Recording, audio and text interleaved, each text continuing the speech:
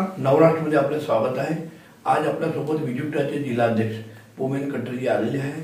हे आपणास नवीन शिक्षण धोरणाबाबत सांगणार आहे। नमस्कार।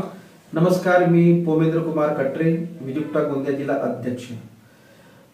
केंद्र सरकारने आता पुढच्या वर्षापासून 2024-25 या सत्रापासून नवीन शैक्षणिक धोरण लागू करण्याचे ठरवलेलं आहे।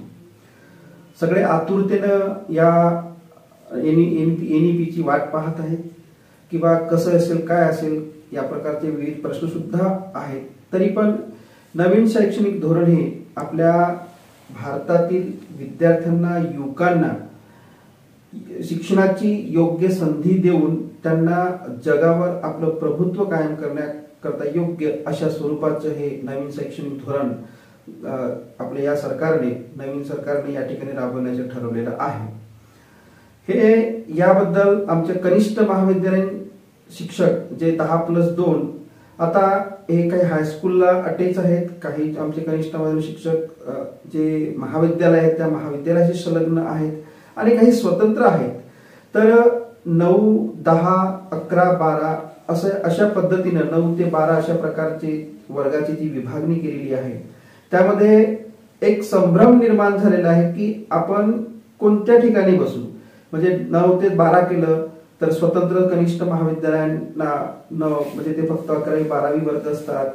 जे महाविद्यालय आहेत त्या महाविद्यालयांमध्ये 12वी म्हणजे 11वी 12वी आणि त्यानंतर सिनियर कॉलेज तिथे संलग्न असल्यामुळे त्यांची स्थिती काय होणार याबद्दल सुद्धा त्यांच्या मनामध्ये संभ्रम आहे। तरी पण आपल्या या नवीन शैक्षणिक धोरणाचं आपण सर्वांनी स्वागत करूया।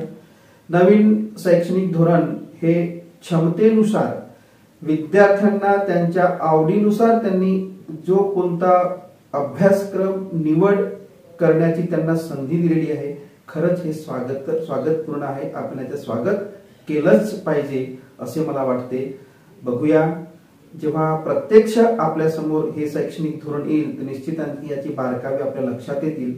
तरी पण मला शासनाला याबद्दल याद्वारे जाणीव करून द्यायची आहे की नवीन शैक्षणिक धोरण सुरू करण्याआधी किंवा ते सुरू करत असताना शिक्षकांचं, कनिष्ठ महाविद्यालयीन शिक्षकांचं योग्य प्रशिक्षण घेऊन त्यांना त्याबद्दलची माहिती जर त्यांनी दिली तर निश्चितच ही जास्त योग्य होईल आणि ते विद्यार्थ्यांपर्यंत त्यांचे जे ज्ञान हे पोहोचवण्याकरता आमचे शिक्षक सुद्धा सज्ज राहतील अशी मी त्यांना ग्वाही देतो।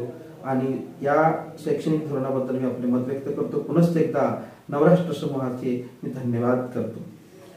धन्यवाद। मनमोकळेपणाने पोमेंद्र कटरे आपल्याला सांगितलं आहे शिक्षणाच्या धोरणाच्या बाबत। सतीश पारधी, नवराष्ट्र गोंदिया।